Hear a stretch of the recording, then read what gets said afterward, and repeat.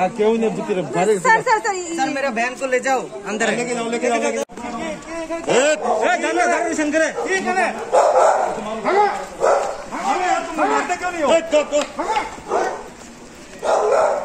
मारो इनको सालों को चलो इधर लेकर के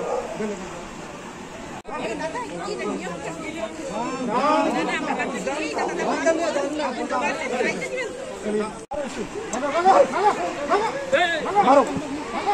मारो इसको हिट हिम ब्लडी एसहोल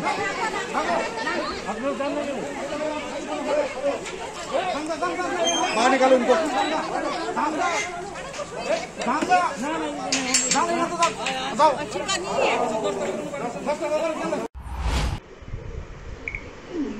দেখুন যে বিয়ের একটা সিজন চলছে বৈশাখ মাসে বাঙালি যারা আমরা রয়েছি আমরা সেই চৈত্র মাসটা থাকে বন্ধ এবং বৈশাখ জ্যৈষ্ঠ থেকে আবার বিয়ের সিজন শুরু হয় তো গতকালকে বিয়ের ডেট ছিল গোলাপবাগান বা আমাদের মানিক্যকোটে যে ঘটনাটা ঘটেছে দেখুন আমরা কোভিডের মধ্যে চলছি এবং সেকেন্ড ওয়েভ সেটা খুব শক্তিশালী আমরা জানি এবং সবারে ভরসা শাসন প্রশাসন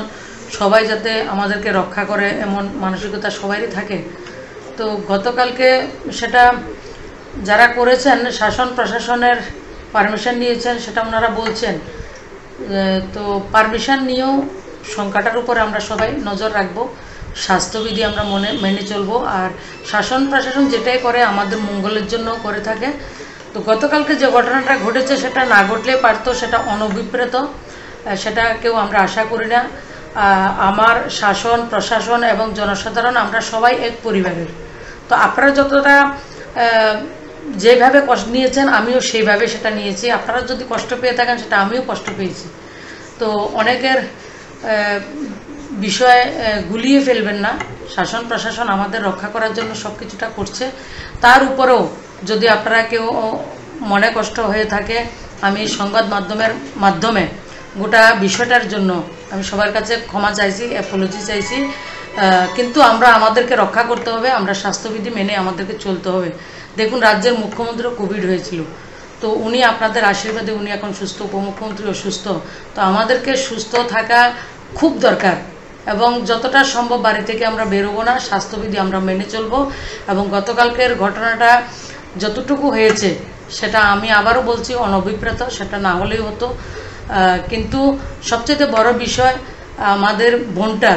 বোনটার বিয়েটা হয়েছে ও লগ্নভ্রষ্টা হয়নি সে বিয়েটা হয়েছে